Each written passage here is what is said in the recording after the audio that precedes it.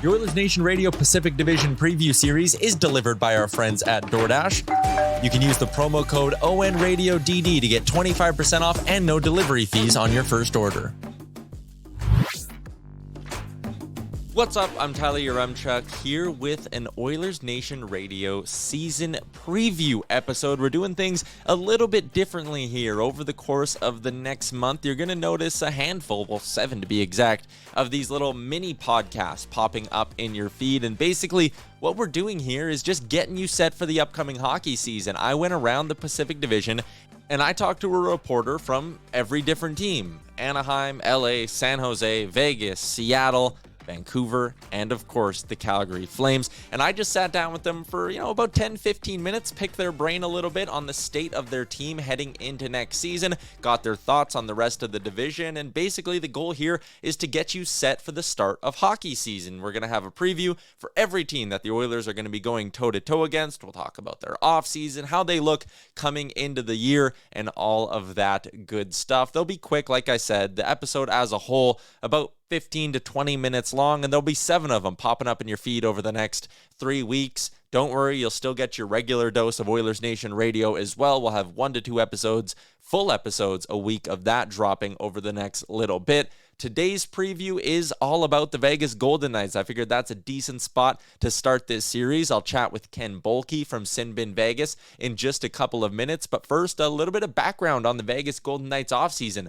There's no denying that last year was an incredibly tough year for the Golden Knights. They finished the year with 94 points. It was a team who opened the season as favorites to win the Pacific Division on the betting market, and even throughout the year, there were still a lot of points where the Golden Knights were sitting ahead of the Oilers in the race for the top spot. They went out and got Jack Eichel early on in the year, even though he was injured, and things just really fell off the rails. Now, a large part of that was injuries. They just simply couldn't stay healthy. When you factor in the Eichel injury, the Mark Stone injury as well, Robin Lehner really struggled to stay healthy and at 100% throughout the year as well. They just never really seemed to get it going. And while they should be better this upcoming season, a big reason why is because they've had a pretty busy offseason. The first big move that they made is they fired Pete DeBoer. It's actually kind of hilarious to think of the Golden Knights as a team who haven't even been around for, a decade? They've only been around for 6 or 7 years, and yet they're already on to their 3rd head coach. Pete DeBoer is out the door. Bruce Cassidy is in. Former Boston Bruins head coach. I actually think that's a bit of a weird hire when you consider the reputation Bruce Cassidy kind of had in Boston. A lot of those players kind of seemed to turn on him in the last couple of seasons. And hey, look at what happened since they fired him. David Krejci's come back from playing in Czechia. So I think the Cassidy hire is, I don't know, it's not personally what I would have done, but there is a bit of a relationship there, I guess, with Jack Eichel, who is primed to play a full season, and that should be a big bump for the Vegas Golden Knights. And, I mean, Cassidy's made a Stanley Cup final. He's a fine coach. He's just maybe not, he wasn't my favorite option on the market. The next big move that the Vegas Golden Knights made was trading away Max Pacioretty and defenseman Dylan Coughlin for literally nothing. They were tied up against the cap because they spend their money like they're drunken sailors, and they had to deal Pacioretty to the Hurricanes for a bag of beans, future considerations that'll never become anything. That's a guy who basically was scoring at almost a 40-goal pace last season. He missed half the year. He only played in 39 games, but he scored 19 goals in 39 games. You need to find a way to replace that production. It's a guy who every year you could pencil in to score at a 30, 35-plus goal pace. He's out of your lineup with no one coming in this offseason. Granted, they made a late move for Phil Kessel, but you'll be lucky, even if he's in your top 6 all year, you'll be lucky to get 20 out of Phil Kessel this year. I think you could get 20 out of him, but you're not getting 25, you're not getting 30. Their blue line is still fine, but the forward group is not as good as it was last season. Granted, just being healthy will help.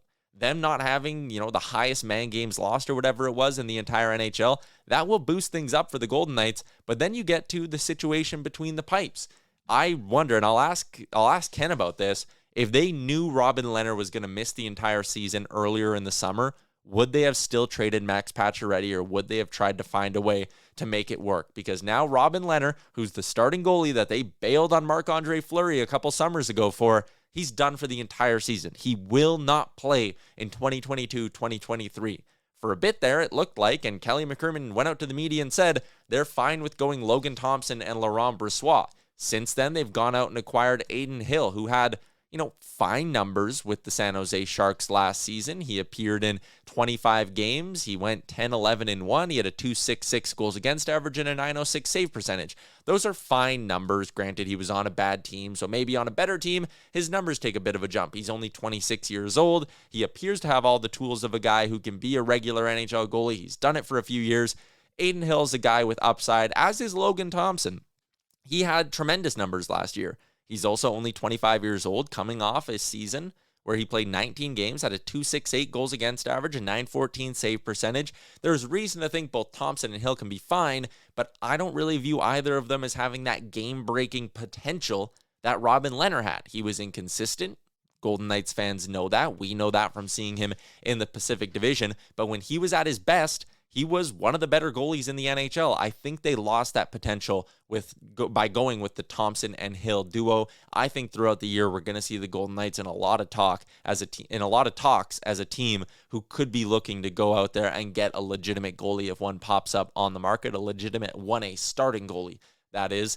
So that's sort of the offseason recap here for the Vegas Golden Knights. Their goaltending situation is not that good. Their blue line is same. It's good. Pietrangelo, Martinez, Shea Theodore, McNabb, Whitecloud, Ben Hutton. That's a pretty solid group of 6 right there. Their forward group will benefit from a full season of Jack Eichel, but is not as deep as it was in the past due to the loss of Max Pacioretty. All in all, if things go their way, they're going to be right up there around the Oilers. They finished 10 points back of Edmonton last year, and there's no denying that the Golden Knights will be better. I believe the Oilers will be better as well, but the Golden Knights will certainly be in the mix for a playoff spot. To get a little more in depth on this, let's bring in Ken Boehlke from Sin Bin Vegas. Continuing our Oilers Nation Radio season previews with Ken Boehlke from Sin Bin Vegas, who is out dodging the Vegas heat here in September. Ken, it was certainly a hot offseason for the Vegas Golden Knights. Tons of big pieces moving in and out, but I want to start with the situation between the pipes. On a scale of 1 to 10, how confident are you right now in this Vegas Golden Knights goaltending duo? 3, which is I don't really have a great answer for that because they're all pretty much unknown. I think they have 3 solid lottery tickets, but I don't know that I'm terribly comfortable with any of them getting much more than 20 or 30 starts, which somebody's going to have to take the load. So it's tricky. Yeah, it'll be really interesting. Here in Edmonton, it's kind of funny heading into the regular season. Everyone kind of already knows what their trade deadline targets will be. Okay, they need a left defenseman. They need a depth centerman. We're talking with the folks out in Calgary, and it's Cape, they're going to be looking for a scoring winger at the deadline. For Vegas, it feels like we're already, again, game 1 has been played, but we're hey, come deadline time, they're probably looking for a goalie, right? I mean, they did just go make one trade for a goalie, so I don't know that they're going to want to make another one. And where they end up at the deadline is still a huge question mark. I mean, those other couple teams you mentioned, we're pretty sure where Edmonton's going to be. We're pretty sure where Calgary's going to be. Some of the other teams in the division, maybe not. This is kind of an up in the air year for Vegas. They might be selling at this deadline, which would be a first, but there's so many question marks with what they are, with the new coach and how many offensive minded defensemen they have coming in. They could be going down that route, trying to find a more defensive style defenseman. They could need another scorer. They could need, depth forwards. They could need a goalie. So it would be hard to pin down right now. We're going to break our way through sort of the entire roster here, but just circling back to the Robin Lehner thing, that news kind of broke later on in the summer, and it came after the Golden Knights already made a big move, offloading Max Pacioretty's contract for basically nothing. Do you think the Golden Knights knew earlier in the summer that this Lehner thing was a realistic possibility, or do you think if they had a firm answer on Lehner earlier, things would have played out differently throughout the summer?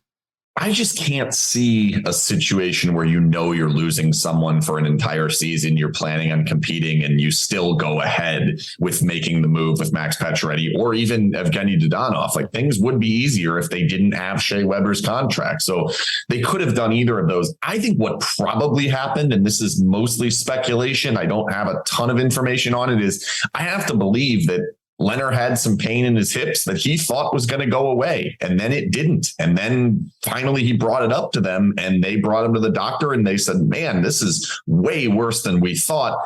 And it escalated real quickly. I just can't imagine it going any other way, because you wouldn't operate the way that they operated if they knew they had this extra $5 million in cap space.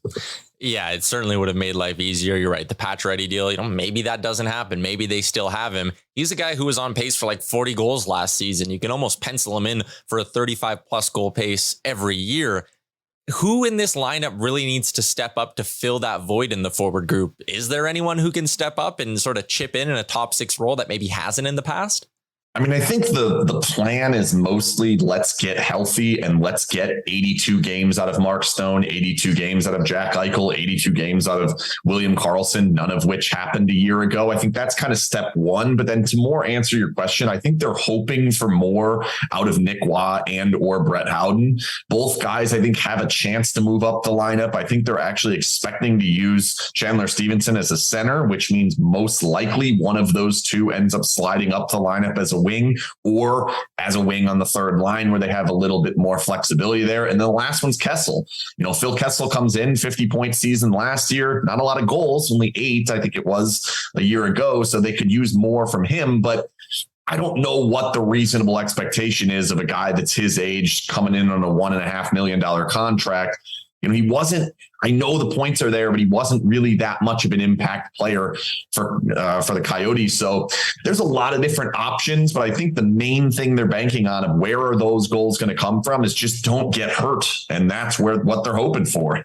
Yeah. Hopefully it happens if you're Vegas. Yeah. And the other big one, you mentioned him, Jack Eichel, like a full 82 game season out of Jack Eichel. And the injuries have kind of impacted his star status a little bit around the league. But when this guy's in the lineup, he's a top 5 centerman in the NHL, in my opinion. How excited is the fan base? How excited are you to hopefully get 80 plus games out of Jack Eichel this season? Yeah, I mean, it's going to be a blast to watch. It was for the portion that we got him last season, especially right at the beginning when he was coming in, and you get to see that speed, the power that he plays with. It's a lot of fun to watch. I do think that there is a huge question mark in how is he going to fit with Bruce Cassidy? Bruce Cassidy's pretty demanding, and Bruce Cassidy's number one center has been a Selke candidate and the winner like every year for the last 5 or whatever it's been with Bergeron. So there is a question of, can they get him to play that style of hockey? And if he doesn't, what does it look like with Cassidy? I think he's a 100-point player. I'm not concerned at all about his offense. I think they're going to get every bit of what he brings. It's just, can they mesh together? And then what happens if they don't? Where do they go from there with a guy who just got fired, Cassidy, for not really having the best relationships with some of his players? Like, he's going to have to do better here with that. And he's already been pretty critical of Jack's game to this point, saying we need to get him to be playing winning hockey. And they haven't even played a game together. And we're saying this, where does it go if things don't go the way that they're supposed to? Hopefully for Vegas, they do, but we will see. What did you make of that hire? I mean, you mentioned it. He's not exactly known as a player's coach, and this was an offseason where there were a lot of other coaching options on the market. He's now the 3rd head coach or bench boss in Golden Knights history. Was this the right move? Was it the right fit in your opinion? I didn't think they actually had to make a move. I thought Pete DeBoer did a pretty good job last year. I think there were some issues in what they were doing. Offensively, they had some of the same problems. Power play was an absolute disaster. They were giving up way more high danger chances than they ever have before. But you can blame a lot of that on injuries, which is exactly what the Golden Knights did to end the season. So it was like, now all of a sudden they're letting go of their coach and they bring in the new guy. Here's the thing. When you fire a top 10 coach, you better have an upgrade in mind. And they did. They got another top 10 coach. I think it's the 3rd time in franchise history they've hired a top 10 coach, which is kind of insane to think about. The hard question is, like, is it the right fit? I don't know that DeBoer was the wrong fit. I don't know that Gallant was the wrong fit. So it's hard to say that Cassidy's going to be right or wrong unless we see a lot more of what happens. I think there are good things to what he's trying to do. I like some of the systems. I think the power play needs his help, and I think he will help a lot on that. But I don't think coaching was the problem. So I don't think Cassidy is going to fix or break anything that was there for them. Yeah, that makes sense. Like I was a big fan of DeBoer as well. Just felt like last season, and from an outsider's perspective, there was just so much drama, right? Like with the Lehner situation between the pipes and those few games where, he played and was pulled and no one really knew what was going on there. It just feels like there was a lot of drama. And maybe Bruce Cassidy, maybe that's why he is a good fit. He seems like a real no nonsense kind of guy, right? Oh yeah, for sure. And he's already been a little bit more forthcoming than we've seen in the past here. But yeah, it's the Golden Knights. There's going to be drama. Like, it's just the way that it has gone for 5 seasons. And I don't know that that's going to magically go away. I think the pressure is going to be the drama this season. Like, they need to make the playoffs. They need to succeed in the playoffs. And they have a roster that I think most of us look at and say, I don't know if that's happening. So those two things, I just think the expectations being so unbelievably high, and the roster and the construction of the roster being up in the air, it could be really good. It could be not as good. That makes it really, really difficult on a coaching staff, on a roster, on a front office, on the owner who has said, we're winning the cup in year 6. Well, guess what? It's year 6. Like, they're going to have to make something happen this year. And I don't think they're as set up as well as they have been in the past. Again, like an outsider's perspective, the reputation that this organization is getting is one that's impatient. I mean, I guess more of a glass half full way to say that is they are always looking to improve. And whether it's, casting away Marc-Andre Fleury to keep Robin Lehner, the coaching changes we've talked about, always chasing the big star that's on the market. The quote I can throw is, the problem is you develop a past. Do you think that's an issue for the Golden Knights organization, that there seems to be this, and I hate the word loyalty because in sports, especially team to player, there rarely is any, but do you think the Golden Knights are developing a bit of a bad reputation amongst players, or is that something that's just kind of overblown by the media? It seems like it may have showed up a little bit this offseason, because if you look back, you say, well, they needed a goalie. There was one goalie who wanted to finish his career here that was really, really good, that seemingly had no interest in coming back, ends up back in Minnesota. That's Marc-Andre Fleury, for those not catching my drift there.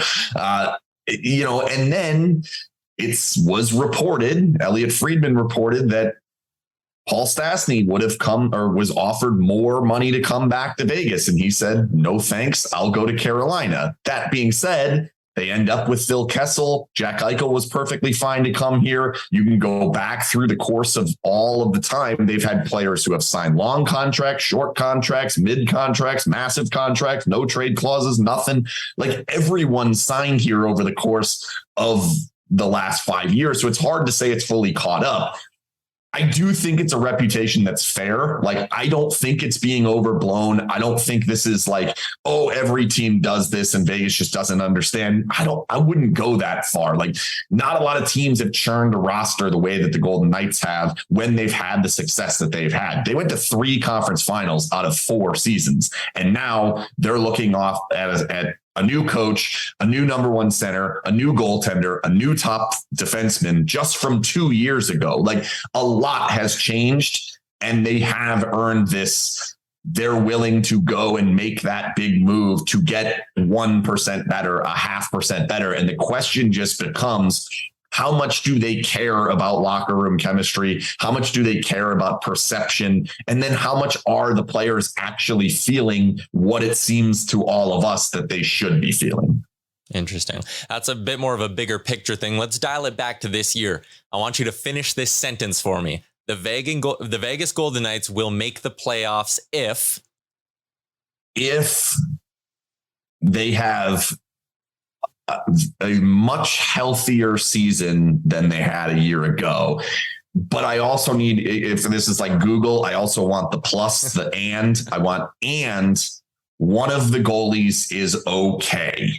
Like, I'm not asking for any of the goalies to be spectacular. I don't think they need a Vezina candidate. That'd be nice. I don't think that's happening, but I think they cannot survive. I don't think you make the playoffs, any team, that you have the 30th best goalie in the NHL. And I think looking at the roster and looking at the 3 that they have and saying, well, one of them has to be the starter, it's fair to say they're in the bottom 5 in the NHL in goalie rooms. So if none of them step forward, they're going to have to get more. I just think if they're healthy, if they have the type of, season that they're expecting and they have good enough players, stay out of the big guys getting hurt. If they can do that, they should be able to overcome even below average goaltending. Horrific goaltending, that could be a problem. And I'm asking this question to everyone as I rip my way through the Pacific Division doing these previews. Which teams in the Pacific, if you had to guess right now, which teams are playoff teams?